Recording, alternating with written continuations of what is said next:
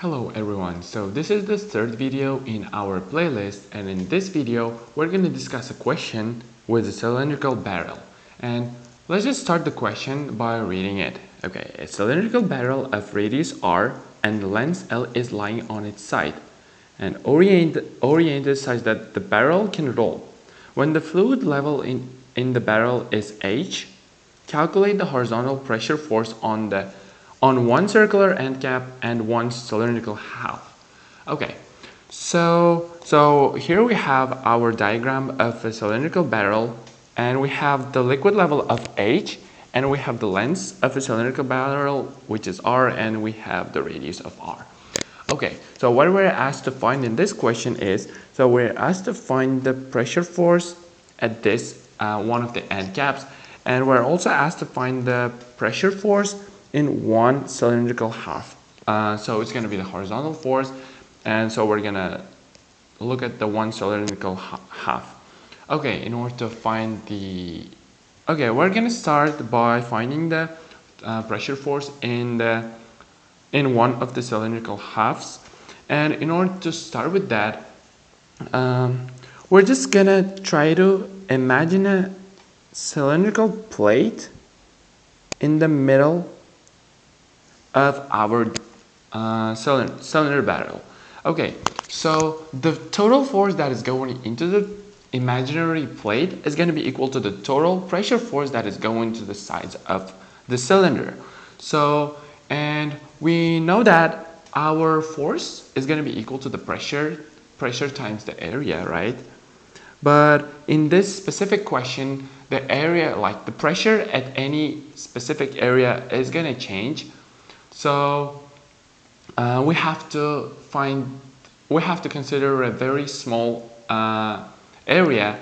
We have to consider the pressure in a very small area. So it's just going to be the pressure times dA. And how our area is going to change is, so we know that the area is going to change by the height of our cylinder because the length is going to stay the same, right?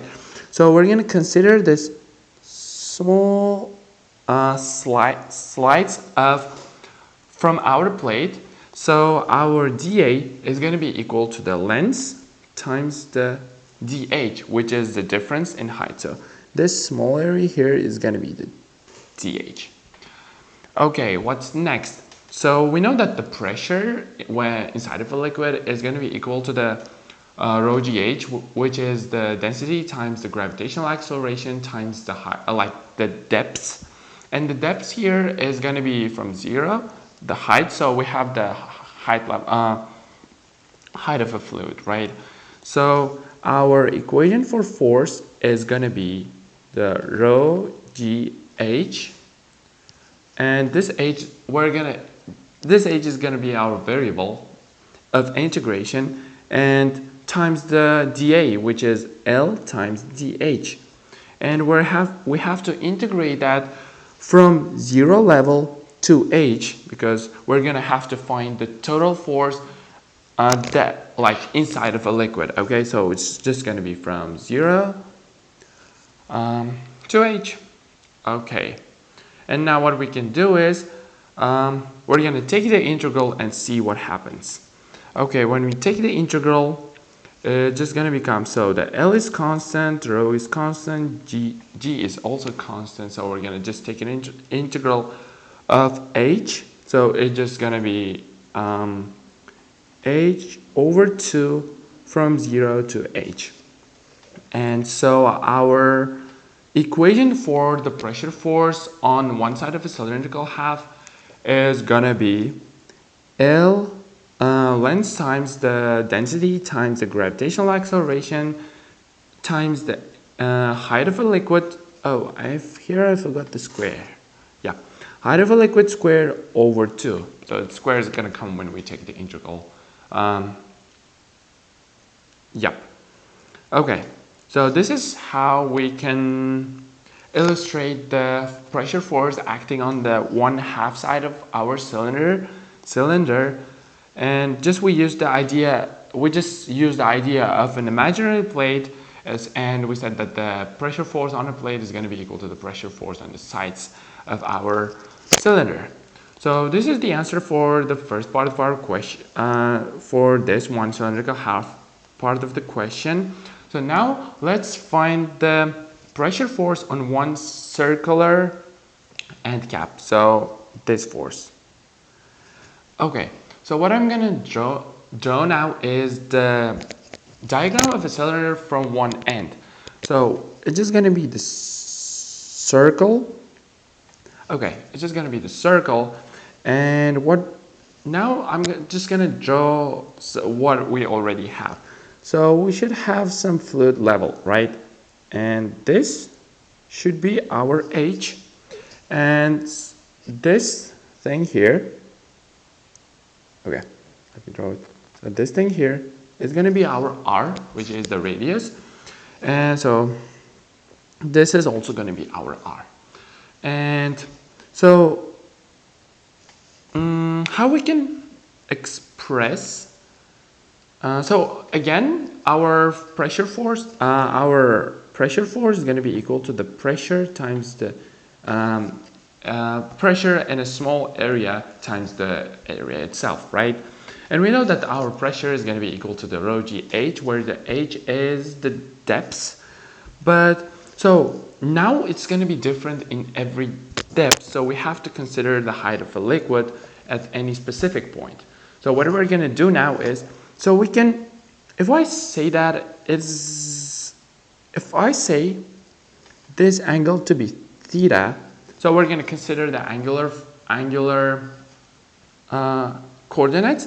So I can say that this is going to be the theta 1, and this is theta when theta equals 0, and this is going to be just the theta equals negative pi over 2, right? And so if we find the pressure acting on one side of the end cap, so if I can divide it from the half and we find it to the 1/2 side, we can just multiply it by 2, and this is going to be the total pressure acting on the end cap, on one side of it, on one end cap. Okay, so now we're just going to use the idea of integrals, and this thing here is going to be r times sine theta from the trigonometry, right?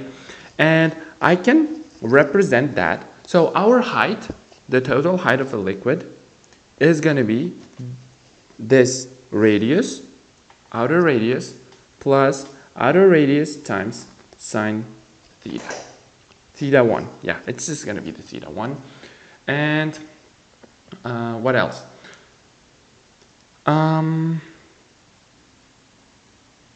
We have to find what this theta is, right?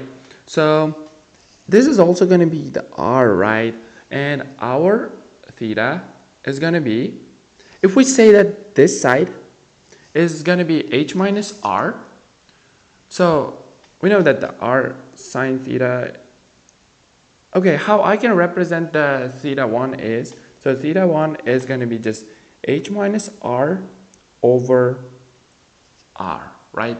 So oh, sorry, I forgot the arc sine. So it's arc sine of h minus r over r.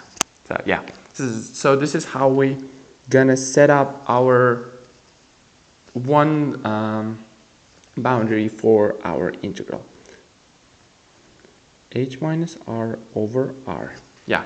So we're now, in order to find the total force in one side, we're going to just take an integral of force from starting from theta 1 to theta 2, which is negative pi over 2, right? Okay, so what else do we have? If I'm going to draw another diagram, if I'm going to draw another diagram, and let's say this is our r, right? This is still going to be our r, and something here, if I say that this is the theta, I can say that this width at any theta is going to be equal to the, so the width at any theta is just going to be the r cosine of theta, right? And so this is how we represent the width And so in order to find the pressure, we're going to consider a small height differences. So each of them going to represent the DH, and how we can find the DH is, so this was our width, right? So width of that small slice of our liquid level, and how we can find the small difference in height. So how we can find DH is, so we already have the equation for H, right? So we're just going to differentiate it in respect to theta. So it's just going to be r cosine of theta d theta. And here we have our pressure force is equal to pressure times area, right? And our pressure is just going to be the rho gh, and our area is just going to be we're going to consider small area, so it's just going to be the dA is just going to be the width times the small difference in height. So it's just going to be r squared cosine square theta d theta. And when I write the equation for the pressure force, it's just going to be the rho gh. Okay, so the h was what? I can already just replace h with the equation that we already have, right? Oops. So our equation for h was r plus r sine theta, and I'm going to multiply that by the area, which is difference in area is r squared cosine square theta d theta.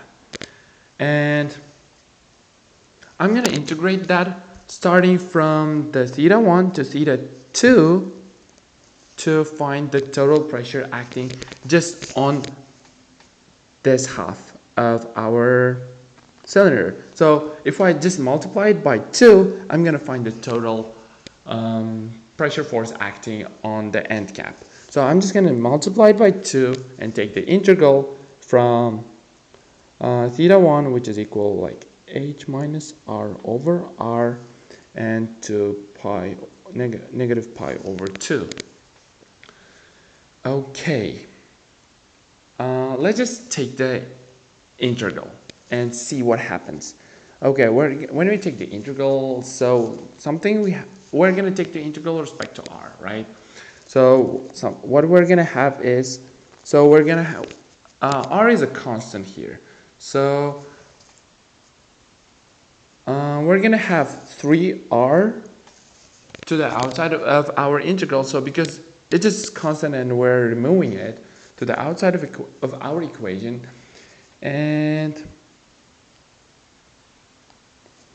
yeah, what we have now is when we take the integral of those, we're going to have a cosine like theta 1 h minus r over r to the negative pi over 2. So it's just going to be the cosine squared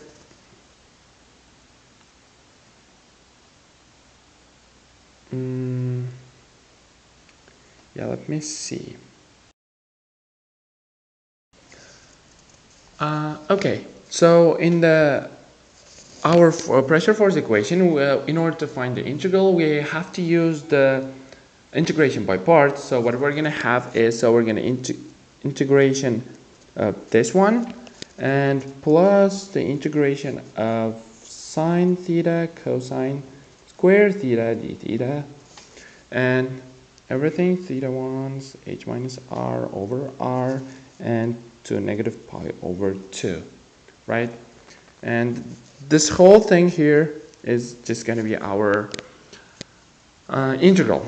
So when we take the integral theta rho g r3, we know that the integral of cosine square theta is going to be just 1/2 theta plus sine theta cosine, 1/2 multiplied the theta plus cosine theta sine theta.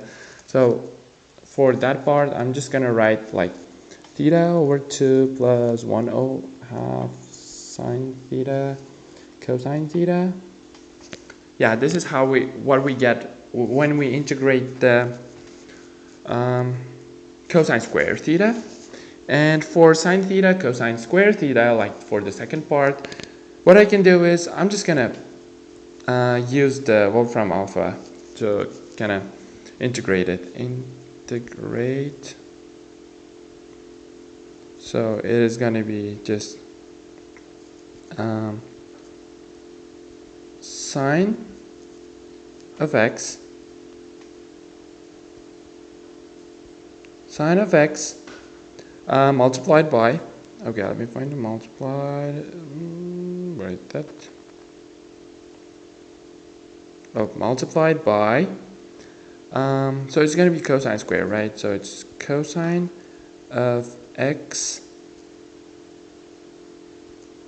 to the power of 2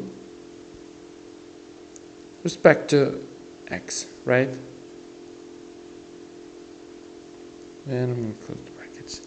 Okay, when I say,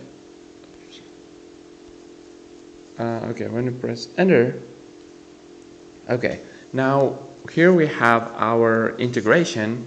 That's what we were looking for, and we have a negative sign, so it's going to be negative 1/3 cosine to the cube x. So I'm just going to write it to our equation here. So it's just going to be negative 1/3 cosine to the cube theta, right? So like in our equation, it was theta that we're integrating with. And it is from like theta 1 h minus r over r to negative pi over 2, right? And now what we can do is, so we know that our theta 1 was equal to h minus r over, oh my god, I just realized that I was making the same mistake for the whole time. So I keep forgetting, like, it is arc sine of h minus r over r. Here again, arc sine of h minus r over r, arc sine of h minus r over r. It's really easy to make a mistake in this kind of questions where you involve a lot of variables. And again, so our theta 1 arc sine h minus r over r, right? And we know that the h minus r over r. Right, so what we're gonna do next is, so our sine of x1, like sine of theta 1 is gonna be equal to h minus r over r, right? And so from that, we can find the cosine of theta 1 just with the equation. So we know that the cosine square theta is going to be equal, cosine square theta plus sine square theta is going to be equal to 1. So our cosine theta has to be equal to then square root of 1 minus sine square of theta. From that we get our cosine theta 1 is going to be equal to 1 minus h minus r squared over r squared, right? And if we're going to simplify that a bit, it's just going to be like r squared minus h squared minus 2hr, so minus plus and minus r squared, right? And r squared divided by r squared, and we still have our square root. So these r's are going to cancel, and what we're going to have inside is, so it's just going to be this 2hr. Yep. So what we're going to have inside is, so it's just going to be 2hr minus h squared over r. So I just took the square root of r. So that's what we have for our cosine of theta 1. We already know our theta, we already know our sine of theta 1. So what I'm going to do is I'm just going to replace the variables to here, here, and here, okay? Just to have the final form of our equation. Okay. Our pressure force equals 2 rho g r cubed, and we have the integral. So it's just going to be, so our theta is equal to pi over 2, right? So we're going to integrate to the pi over 2. So that's the only case where we have theta. So as we are integrating, we're going to just plug in our boundaries. So it's just going to be like negative pi over 4 minus this one. So it's just going to be h. Theta is negative 1 over 2 arc sine of h minus r over r. And the next thing we have is, so 1 over 2 sine theta cosine theta, so we're just going to replace the variables. So let's have it like, replace the variables, so our sine theta is equal to, so we have 1/2 plus, oh, no, it's minus, 1/2 sine theta h minus r. Okay, I don't think I can fit it in here, so minus 1/2 h minus r over r multiplied by the cosine theta, which is square root of 2hr minus h squared over r. And the next thing we have is the last thing, so negative. So negative, it's going to become positive 1/3 cosine to the cube, right? So we already have our cosine here, so it's just going to be 2hr minus h squared to 3 over 2, right? Over r cubed. So the whole thing is what we, okay, let's just write it like this is the whole thing we have. So this is how our equation looks like after we do all the derivation and the substitution. So this, I think that's the simplest form we have. So this pressure force represents all the pressure force that, like the equation of the pressure force represents the pressure coming to one end cap of our cylinder barrel. So that's how we derived it using the polar coordinates. So we used the angular coordinates just to derive. So we took the angular concept just to derive the total pressure acting in one end cap. So this was the answer for the last part of our question, and thanks for your attention.